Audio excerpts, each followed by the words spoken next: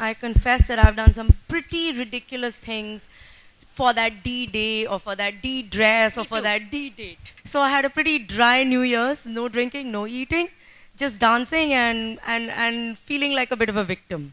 I want to know if you've done some ridiculous diets as well. I have done some crazy things. I've never been in a stage where I've been overweight to the extent that everybody else has known about it. I'm one of those people who's been blessed with genes, but hold on. It's the genes that give you weight like an onion, which means you don't get on your hips or you don't get it on your chest or on your face. It comes everywhere. So the regular person who doesn't observe you carefully, unlike your father and your husband, seems to not know that you put on weight. So I've never gone beyond, let's say, those 5, 7, 8, 9 kilos. 5, 7, 8, 9 kilos is a lot, Gol. On my frame, you really, it's not, I mean, I still wear the same size. Excuse me. Unbelievable. Well, it's because it's literally spread over. But I have done some extreme things. One was eating tomatoes and chicken for a week, only. Only tomatoes and chicken. And did that work? Yeah, I mean, I was being analytical at that point because I'd reached my happy weight, but I still wanted a bit more, ki thoda sa aur ho jaye, then I can eat in peace. It never works. Yeah. There's no holiday. There is never a holiday. It's like brushing your teeth. You can never give up brushing your teeth if you want to not get dentures.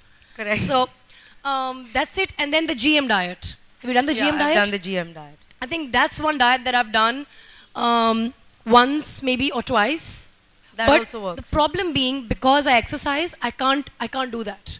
So I need to eat large quantities of food. Anything above 30. You 30. can't just exercise. Even if you kill yourself exercising, if you're eating mindlessly, you're going to put on weight. If you're going to do a killer workout for an hour and then go and eat a brownie, you might as well not have come and done that workout. And that's truly it. I think Kali is absolutely correct for somebody who has interest in fitness, who writes, all kinds of things on fitness and running. I can tell you for sure, maintaining your happy weight, once you found the happy weight, is about 60 to 65, even 70% what you eat, and 30% exercise. I totally agree. I'm so glad to hear it from somebody who's running the marathon this Sunday. It's true. The point is, everybody says, oh, you're running the marathon, load up on carbs, start eating pasta every day. Your body has enough glycogen reserves, which is just this reserve, basically, to allow you to run for 21 miles. That's like 37 kilometers.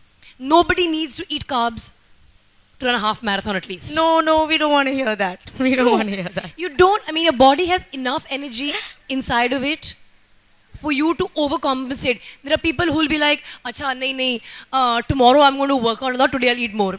No, it's a daily equation. Yeah, at best, a 48-hour equation.